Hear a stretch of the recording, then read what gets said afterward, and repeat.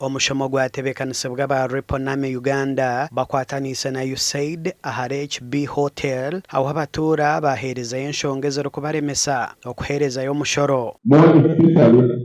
Bafunaka 25% n'engaruka mu byalo by'ensi hasi nakyo nekiyambaho okulangira ebyalo byaitu kano nsange bisebireseki enkamuka bisenzaki yabiye pasesi mu misoro niyo mbakuba igutu mu mmanyi. John Magaror mukama wa Bwendero Sugar Factory nagira ngo bumwe emiringo yibarukushorozamwe emishoro tere kubasikira abantu abarukwatane biragara okwemerezaho za business ezibarukwihamwa akasente. What we are seeing to the enforcing authorities is to listen to us when business is not going so well.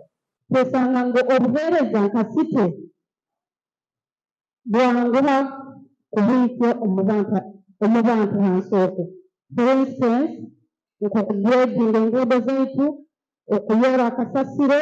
Edward Singoma or Speaker w'orurembo Hoima yashaba ngo habeho kushwijuma kurungi batakagerekire muntu mushoro na munonge emishoro y'amajo ago bupangisa. We must be able to involve you, and it is your right.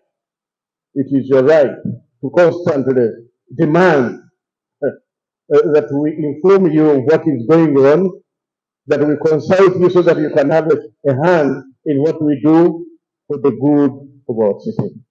So bongi taninga mkamasho ekiragiro kitugambira wiringire oragira kuhandikira the authority ekitakwanguha nakyo.